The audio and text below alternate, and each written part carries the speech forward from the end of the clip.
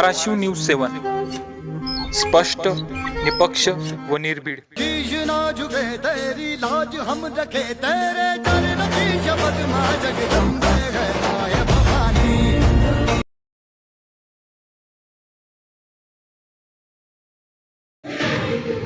नमस्कार, मी नागनाथ पुजारी, जे पालवीचं ग्रामदैवत आणि पंचक्रोशीतील सर्व भक्तांचं श्रद्धास्थान असलेले आकुबाई देवीचे मंदिर आहे।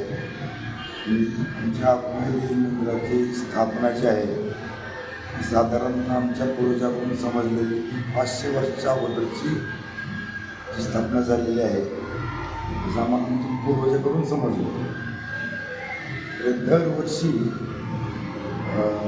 मार्गशीर्ष महिन्यातील शेवटच्या गुरुवारी रात्री आणि शुक्रवारच्या पहाटे देवीचे घटस्थापना होते आणि मार्च महिन्यातल्या पहिल्या शुक्रवारी घट उठवून त्या दिवशी यात्रेला प्रारंभ होतो आणि शुक्रवार शनिवार असे 2 दिवस हा यात्रेचा कालावधी आहे। शुक्रवारी देवीची सर्व पूजा अर्चा वगैरे होती आणि शनिवारी जंगी कुस्त्याचं मैदान गाजवलं जातं।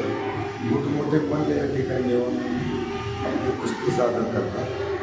अशा प्रकारे या ठिकाणी यात्रेचं सर्व ग्रामस्थांच्या वतीनं पुजारी मंडळाच्या वतीनं यात्रेचं नियोजन करण्यात येतं। भाविकांना काय आवाहन कराल?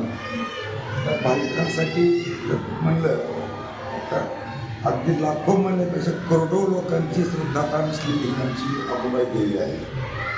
म्हणजे पूर्वीच्या काळामध्ये ज्यावेळेस म्हणजे रजाकाराचा काळ होता त्यावेळेस आमच्या गावावर रजाकारांनी आक्रमण करण्याचा प्रयत्न केला, परंतु त्यावेळेस आमच्या देवीनं सर्व ग्रामस्थांचं संरक्षण कसं केलं। ज्यावेळेस रजाकार असणारे हे पालवीमध्ये प्रवेश करीत होते त्यावेळेस पालवीच्या सीमेवर त्या ठिकाणीच त्या सर्व लोकांना अंध करून टाकलं आणि ते लोक त्या ठिकाणाहूनच परत गेले। त्या गावावर कधी अनेक लोकांनी दरोडा टाकण्याचा प्रयत्न केला, परंतु ते सुद्धा अंध झाले। अशा प्रकारे आमच्या देवीचं फार मोठं महत्त्व आहे आणि ही घटना आम्हाला पूर्वजांकडून समजलेली आहे आणि अगदी सत्य घटना आहे। मूर्तीचं वर्णन करता येईल समजा ते पाठीमागचे? हे जे देवीची जी मूर्ती आहे ही मूर्ती नसून हा एक तांदळा म्हणजे तांदळा स्वरूपात आहे। जे याची स्थापना कशी कुणी केली ही आणि कुणालाही माहिती नाही। म्हणजे पाठीमागं काय ते पाठीमागाचे आहे ते देवीचे जे सेवक आहेत, देवीची आपण जे दैत्य म्हणतो, देवीचे जे असणारे रक्षक, दुष्टांचा संहार करण्यासाठी ही देवी त्यांचा वापर करते आणि त्यांना पाठवून देवी स्वतः सगळ्यांचं रक्षण करते। मी सतीश वासुदेव कंडे।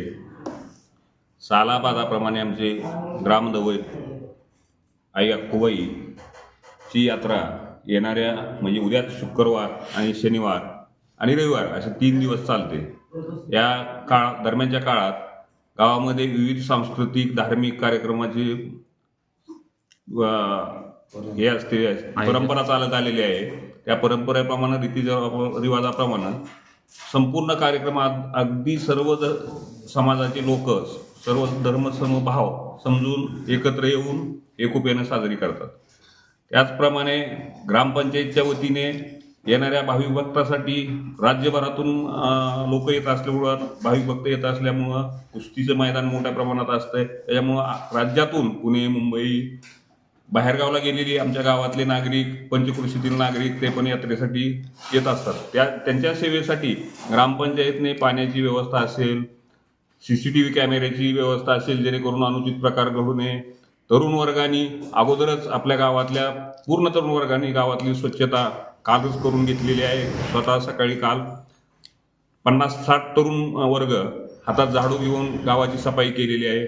तरुण वर्गाचा उत्स्फूर्त प्रतिसाद यात्रेला असतो आणि तरुणाचंच कंट्रोल ह्या यात्रेवर असल्यामुळं अनुचित प्रकार घडणार नाही याची मला खात्री आहे। तरी भाविक भक्तांनी जास्तीत जास्त संख्येने आमच्या यात्रेचा लाभ घ्यावा आणि मोठ्या संख्येने येऊन यात्रेचं स्वरूप पाहण्यात यावं आणि धार्मिक परंपरा जोपासण्यासाठी पाडोळी गाव पूर्वीपासूनच एकुप्यानं आणि सर्व जाती धर्माच्या लोकांनी मिळून आजपर्यंत कुठल्याही गालबोट लागलेलं नाही आणि इथून पुढेही लागणार नाही याची मी गावकऱ्याच्या वतीनं खात्री देतो. नमस्कार, मी राजेंद्र कापसे, ग्रामपंचायत सदस्य पाडोळी अक्काबाई.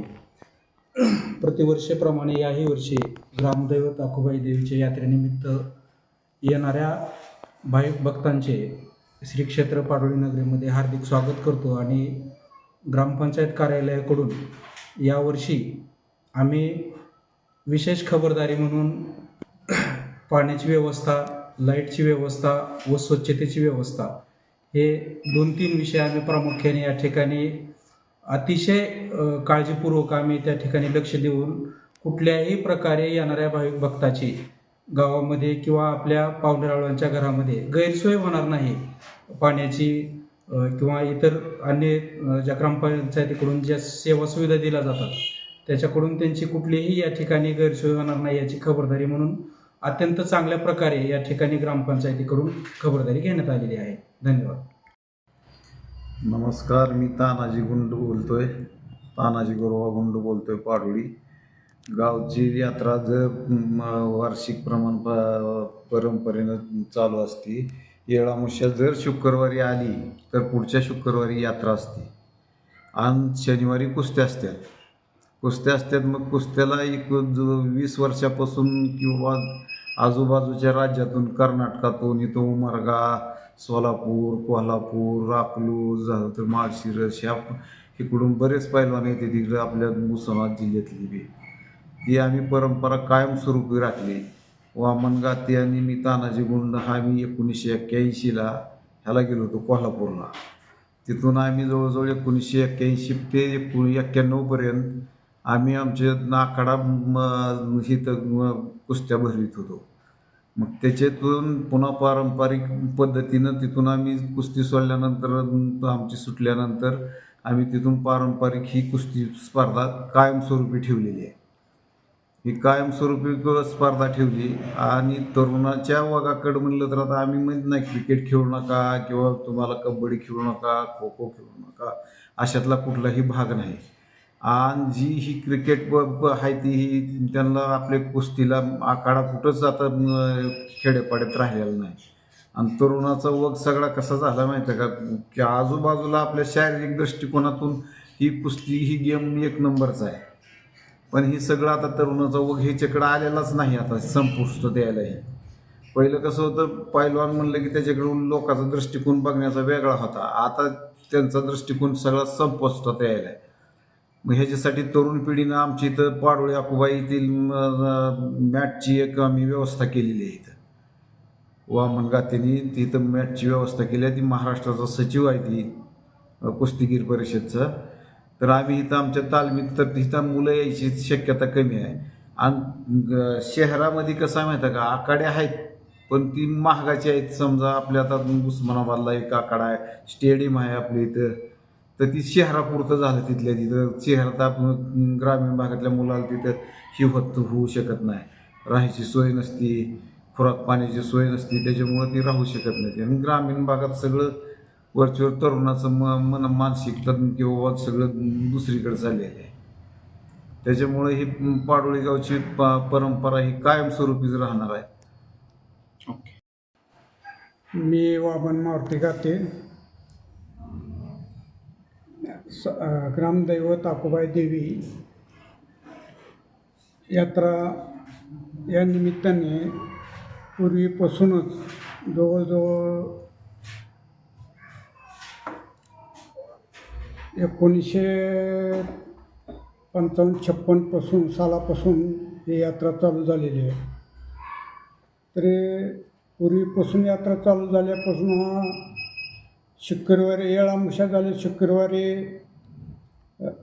ग्रामदैवत अक्काबाईची शुक्रवारी यात्रा भरते. त्या दिवशी पहिला रेड्याचा बळी दिला जात होतो. तो काही दिवसापूर्वी बंद झाला. तेव्हापासून यात्रा आणखीनही पूर्वीपासून चालूच आहे. यात्रेनिमित्तच कुस्त्याचा एक फळ शनिवारी ठेवला जातो. तर ग्रामस्थाचे मीटिंग घेऊन पारंपरिक पद्धतीनं आपण कुस्त्याचा फळ आयोजित करतो. तरी ह्या वर्षी सालाबादप्रमाणे कुस्त्याचा फळ जंगी स्वरूपात केला आहे. तरी कालच्यापासून आम्ही वर्गणी चालू केलेली आहे आणि जवळजवळ कोल्हापूर पुणेपासून अख्ख्या महाराष्ट्रातून लांबून पैलवान येत असतात. आणि ह्या वर्षी बी गेल्या वर्षीपासून अक्कोबाई केसरी म्हणून किताब चालू ठेवलेला आहे. ह्या वर्षी बी 25,000 रुपये चांदीची गद्दा अक्कोबाई देवी केसरी म्हणून हा चालू ठेवलेला आहे. तरी ह्या वर्षी थोडा नियमात बदल केलेला आहे की आधी जोडे लावून घेणार, सकाळी 10 ते 1 वाजेपर्यंत जोड्या लावून घेऊन जी फिरवून कुस्त्या लावित होतो तो सुटक पैलवान काही गोंधळ घालतात. त्यामुळं जोड्या लावून आणि 2 गट पाडलेले आहेत यावर्षी. एक 15,000चा गट पाडलेला आहे, एक 25,000 व चांदीची गद्दा आहे. प्रथम बक्षीस ठेवण्यात आलेलं आहे. तरुणांना काय आवाहन कराल? तरुणांनी पारंपरिक कुस्तीचा पूर्वीपासूनच कुस्ती हा खेळ चालू आहे. तरी तरुणांनी सदा कुस्तीकडं बाकीच्या गेम खेळू नये असं माझं मत नाही, पण बाकीच्या खेळापेक्षा तंदुरुस्त राहण्यासाठी कुस्ती हे गेम खेळण्यात यावा असं माझं आव्हान आहे.